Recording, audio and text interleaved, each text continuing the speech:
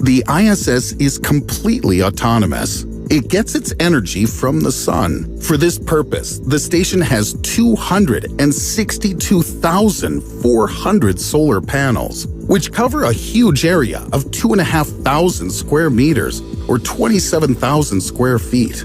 The solar panels generate between 84 and 120 kilowatts of electricity.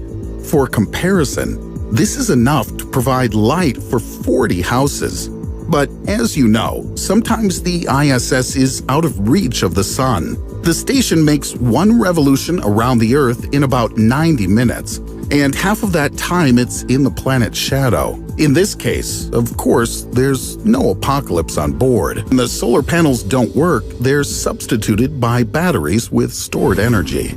Everything that's familiar to us on Earth, from oxygen to food and water, is brought to the ISS. But while the delivery of food and water is relatively clear, how does oxygen get there? 3 options. The first is that oxygen is pumped into pressurized cylinders and delivered by transport spacecraft from Earth. But you can't take too much of it. Therefore, oxygen cylinders are used as a plan B.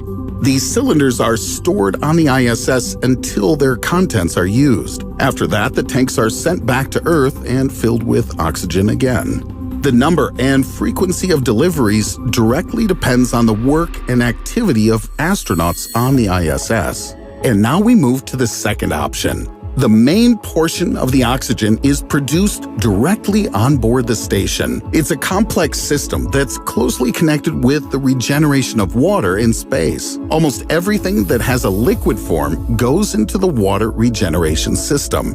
When entering this system, the liquids are thoroughly cleaned and ready for reuse. The astronauts themselves joke that your coffee from yesterday is your coffee for tomorrow. But you didn't forget about the oxygen, did you? Part of the water is used just to create it. In the oxygen regeneration system, water is split into hydrogen and oxygen. The hydrogen is disposed of, and the reduced oxygen is delivered to the ISS compartments. This results in between 25 and 160 liters, or 70 to 42 gallons of oxygen per hour. The third way to extract oxygen on the ISS is by burning solid fuel. The solid fuel oxygen generator is the backup system at the station after the oxygen regeneration system.